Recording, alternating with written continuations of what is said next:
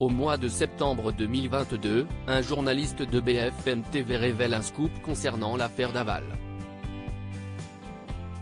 Alors qu'il purge actuellement une peine de 25 ans de prison pour avoir assassiné sa femme Alexia en 2017, le meurtrier aurait retrouvé l'amour en prison avec un de ses codétenus. Une information révélée par le journaliste Dominique Rizet, spécialiste des faits divers pour la chaîne, alors qu'auparavant, rien n'avait été trouvé sur son passé.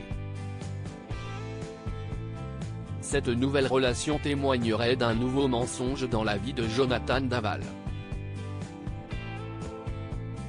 La mère de ce dernier a été interrogée sur le sujet, alors qu'elle présente un livre, Moi, maman de Jonathan, édition Michalon, pour exprimer sa vision de l'affaire.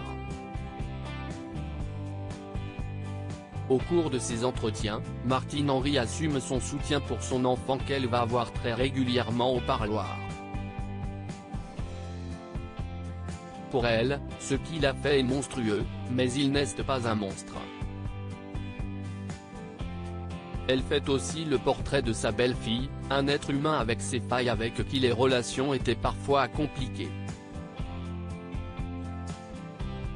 Après 7 à 8, elle s'est exprimée sur ces 8 dans Touche pas à mon poste, aux côtés de celle avec qui elle a écrit son livre, Plana Radenović, et de l'un de ses avocats, Maître Renedal Schurdorfer.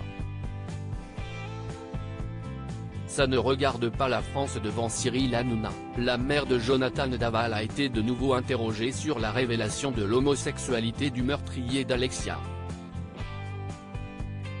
Comme précédemment, elle insiste sur le fait qu'elle a assuré à son fils qu'elle ne le jugerait pas pour cela, mais celui-ci dément totalement être en couple avec un homme.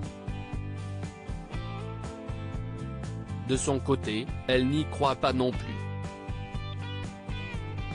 Qu'il soit en couple avec un homme ou une fille, ça ne regarde pas la France, a-t-elle ajouté.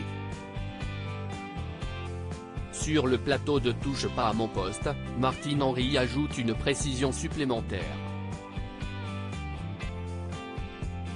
À la question de Cyril Hanouna vous lui en avez voulu, au journaliste, de ce qu'il a dit, elle a répondu, Monsieur Rizet m'a appelé et m'a fait des excuses.